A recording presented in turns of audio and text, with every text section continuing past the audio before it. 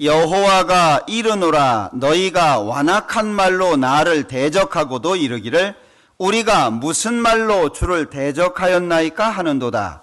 이는 너희가 말하기를 하나님을 섬기는 것이 헛되니 만군의 여호와 앞에 그 명령을 지키며 슬프게 행하는 것이 무엇이 유익하리요. 하나님이 묻습니다. 너희가 완악한 말로 나를 대적했다. 그러면서도 내가 언제 하나님 대적했습니까? 라고 말한다는 거예요. 그러니까 하나님께서 너희가 말하기를 하나님을 섬기는 것이 헛되다고 하지 않았냐. 만군의 여호와 앞에 그 명령을 지키며 슬프게 행하는 것이 무엇이 유익하리요. 여러분들, 이 세상의 모든 사람은 하나님과 1대1의 관계라는 걸 아십니까? 하나님 앞에 1대1의 관계예요. 원망하십니까? 하나님 원망하는 거예요. 사람은 사람을 원망하는 거예요. 저 사람이 나한테 나쁘게 했고, 저 사람이 나한테 욕을 했고, 저 사람이 나를 못 살게 굴었고. 그런데 이 세상에 살고 있는 모든 사람은 하나님 앞에 1대1입니다. 여러분들 생각해 보셔요. 성수대교가 무너질 것 같으면 거기로 지나가는 차를 타겠습니까? 대구 지하철 사고 났을 때 많은 사람이 죽었는데 그걸 안다면 그 차 타겠어요? 우리가 선한 뜻을 가지고 무엇을 했을 때 그것이 꼭 선하게 나타나던가요, 결과가? 사람은 얼마나 이기적인지 몰라요. 결과가 좋으면은요, 얼마나 행복해 하는지 모릅니다. 결과가 안 좋으면 하나님을 원망해요. 사람이 자기 길을 굽게 하고 하나님을 원망한다고 말합니다. 이게요, 자기 탓이라는 생각은 안 하는 거예요. 여러분들, 이 세상의 삶의 방식은 자기 결정입니다. 사기를 당했어요. 누가 결정한 거예요? 자기가 결정한 거예요. 사기꾼 탓이에요? 속은 자기 탓입니다. 그러지 않아요? 어떤 일로 인해 가지고 문제가 생겼습니다. 그 문제에 대한 결정을 누가 했냐 그 얘기예요. 나는 아무런 결정을 안 했는데 상대방이 그냥 끌고 간 겁니까? 그렇지 않아요. 자기가 반드시 결정하는 것이 있습니다. 그런데 남을 원망하는 거예요. 제가 투자하라 그래서 투자했는데 쫄딱 망했다고. 그게 바보죠. 투자하란다고 투자해요? 모든 것은 자기가 결정하는 겁니다. 예를 들어서 우리 예전에 뭐 보증서 가지고 많은 문제 있었잖아요. 그죠? 자살하기도 하고 막 수많은 가정이 깨지기도 하고 있었잖아요. 물론 아픈 일이지만 보증 서줬어요. 인정적인 부분이 많기 때문에 보증을 서줬겠죠? 그러나 결국의 결정은 뭐예요? 그로 인해서 생기는 모든 문제는 내가 책임진다. 그게 결정이었어요. 나중에 가가지고 뭐 저 사람 나쁜 놈이니 어떠냐라고 하는 것은 이미 돌이킬 수 없는 상황이 돼버린 거예요. 그러잖아요? 내가 보증 섰다. 그 보증 서는 게 무슨 뜻이에요? 그 사람이 해결하지 못할 때는 내가 책임지겠다. 그 얘기잖아요. 그래서 성경에는 보증 서지 말라고 하는 겁니다. 아무리 가까운 사람이 이야기를 해도요, 성경에는 보증 서지 말라고 말씀합니다. 책임질 수 있으십니까? 보증 서가지고요, 나중에 원망하는 경우가 있어요. 그거는 자기가 잘못한 거예요. 자기 책임입니다. 어떤 문제에 대해서 누구 때문이라고 생각한다면 그것은 당장 바꿔야 돼요. 자, 이 이스라엘 민족은요, 하나님 앞에 여기 하나님 섬기는 거 아무것도 아니다. 섬겨봐야 뭐 믿으나 안 믿으나 똑같아. 우리 어떠십니까? 신앙은 자기를 보는 눈이 밝을 때 잘 됩니다. 자기를 보는 눈이 밝을 때. 우리 어려운 얘기, 재미있는 예화로 몇 번 하잖아요. 예?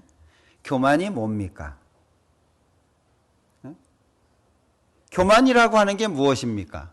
사실 교만이 무엇인지를 알기는 너무 어렵습니다. 왜? 교만은 사람이 인지하기 어려운 상황 속에서 계속 나오기 때문에 그래요. 자기가 잘 몰라요. 교만하게 행동을 하면서도 그걸 몰라요. 응? 겸손하기 쉽습니까? 나는 겸손하다 생각하는 사람은 교만한 상태에 있는 거예요. 참 어렵죠. 신앙은 그래서 자기를 보는 눈이 밝아야 돼요. 어떤 분은 이야기를 하면요 다 알아. 경제 그럼 아유 경제학 박사예요. 막.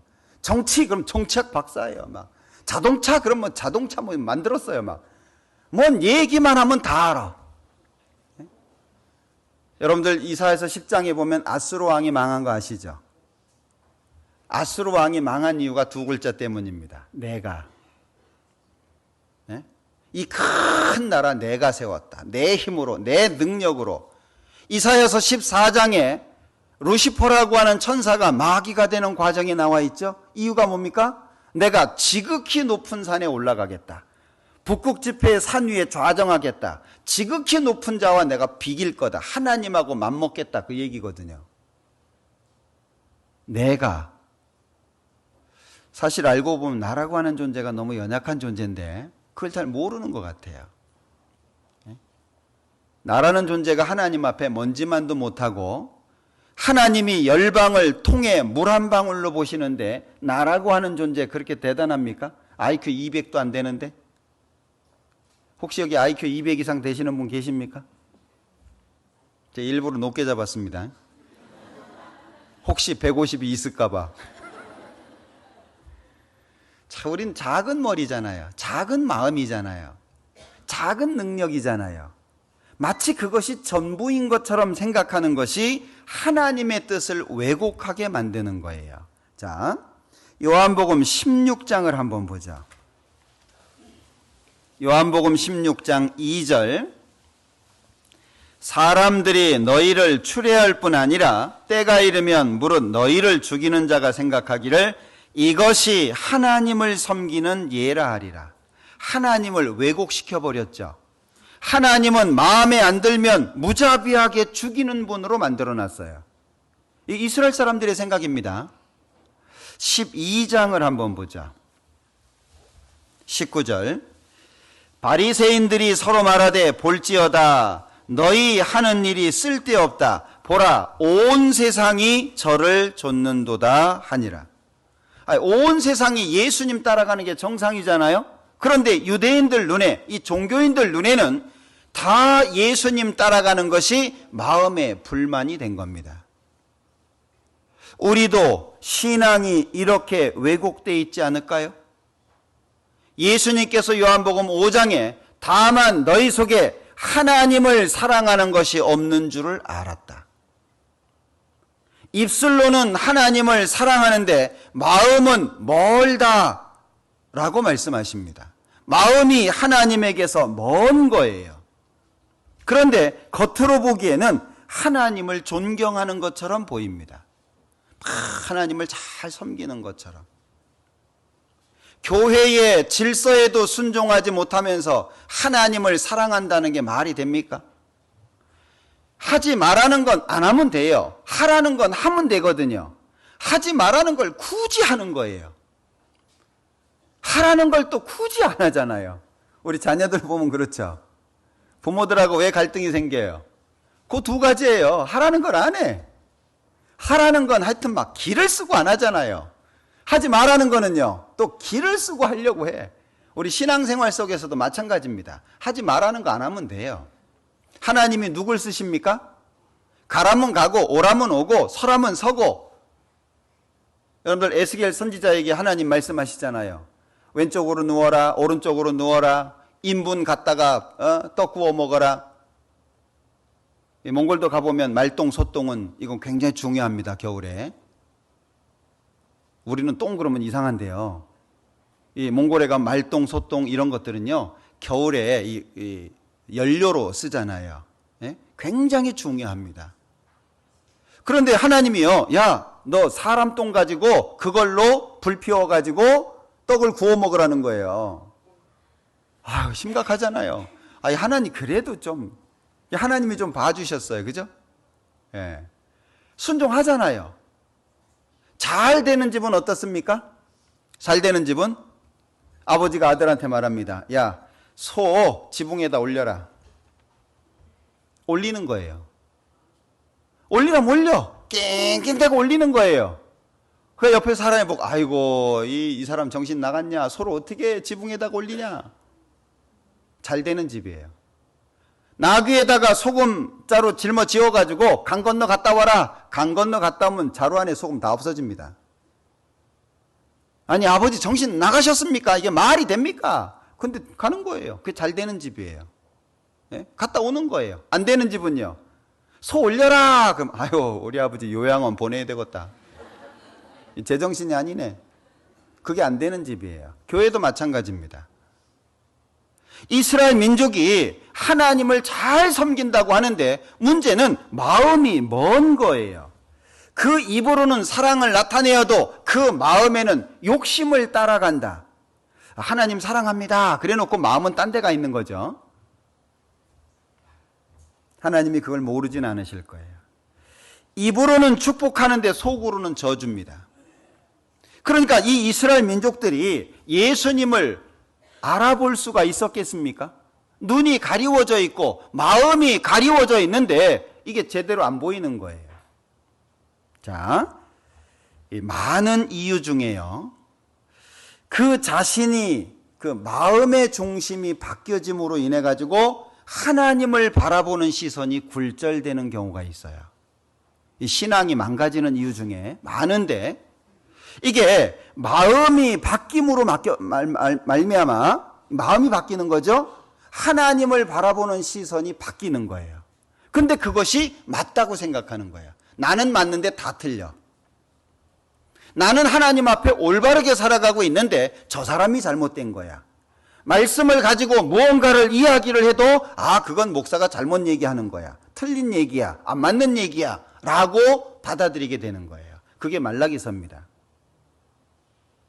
말라기가 구약 성경 중에 제일 마지막인 거 아시죠?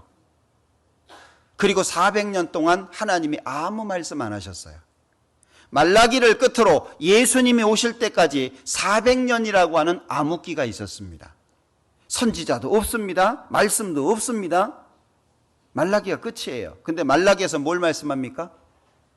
하나님은 너희가 잘못하고 있다 그러는데 이스라엘 민족들은 하나님 우리가 뭘 잘못합니까? 이 뭐가 안 맞는 거죠. 성경의 말씀을 아는데 오랜 시간 순종하지 못할 때 마음이 바뀝니다. 여러분들 차라리 성경 말씀을 많이 알고 순종하지 못할 것 같으면 차라리 말씀을 적게 하는 것이 자신을 위해서 좋아요. 왜냐하면 성경에 이렇게 돼 있거든요. 야고보서 1장입니다. 25절입니다. 자유하게 하는 온전한 율법을 들여다보고 있는 자는 듣고 잊어버리는 자가 아니요 실행하는 자니 이 사람이 그 행하는 일에 복을 받으리라. 자, 복을 받으리라. 그 앞에 뭐가 있죠? 그 행하는 일에. 말씀을 아는데 말씀대로 살지 않는다. 그것은 심판의 조건이 된다는 걸 아셔야 됩니다.